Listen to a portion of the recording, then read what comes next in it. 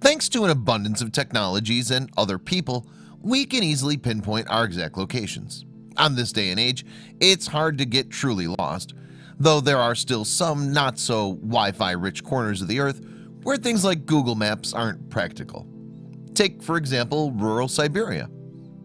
When a girl planned an afternoon's walk across the Russian tundra, she had no idea just how far off course she would stray. As every passing hour decreased her chances of ever making it back home, she had to fight as hard as she could for survival.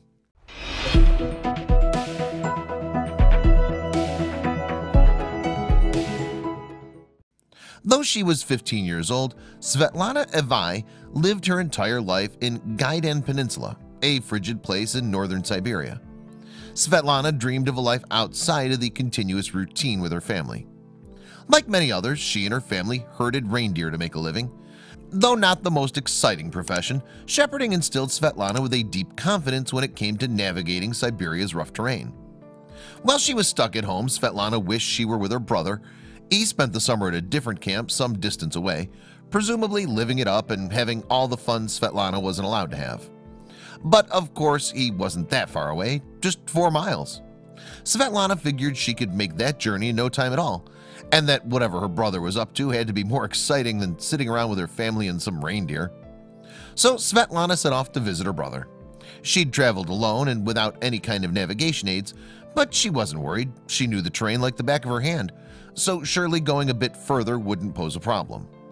Several hours passed and Svetlana started to panic.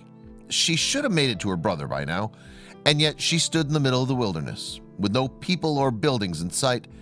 She began to feel dizzy. Meanwhile, her family back home grew concerned. Svetlana had never gone out alone for such a long time. Her uncle Ivan, knowing that time was precious, organized a search party of family members and neighbors. They had to find her. But Ivan understood the vast scope of the Siberian region.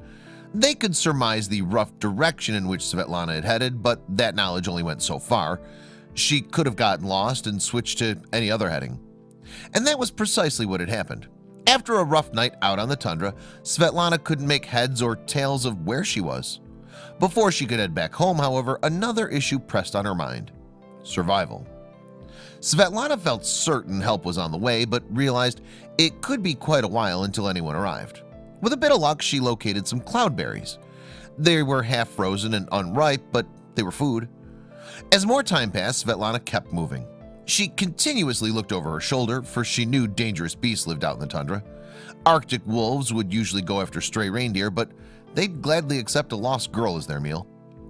Night fell again and again. Although daytime temperatures could sometimes reach 80 degrees Fahrenheit, the night air dropped far below freezing. Svetlana shivered herself to sleep as she fought to stay alive. Svetlana grew so weak that she could no longer walk. Nevertheless, the will to survive kept her going. Praying that some help would arrive soon, she began to crawl on her hands and knees. She didn't have much time left. Her uncle Ivan continued the search, but there wasn't any trace of Svetlana, who went missing over 2 weeks before. He'd spotted some brown bears, though. Could a bear have hunted her down and dragged her off to its den? Dismayed, Ivan walked around an area just 7 miles from his home. Then, without warning, he spotted a figure on the horizon. It ambled toward him. Without thinking, he ran towards the shape and hoped for a miracle. It was Svetlana. Though her body was battered and bruised and she was emotionally spent, somehow she'd stayed alive. Ivan resisted the urge to scold her for acting so foolishly and arranged for a physician to examine his niece. Living in such a remote part of the Gaidan Peninsula, Svetlana did not have access to full medical staff in the immediate vicinity of her home. A helicopter arrived to carry her to a hospital. Once aboard, she shared her incredible story. Nobody could quite believe how Svetlana scraped together the bare essentials out in the wilderness. Though still just a girl, she managed to evade the tundra's many hazards, well knowing how to take advantage of its biggest asset: plenty of fresh water. Amazingly, Svetlana seemed pretty healthy. Though she had no shelter and barely any food over the course of 2 weeks, her vitals were pretty steady. Doctors found no sign that her life was in danger.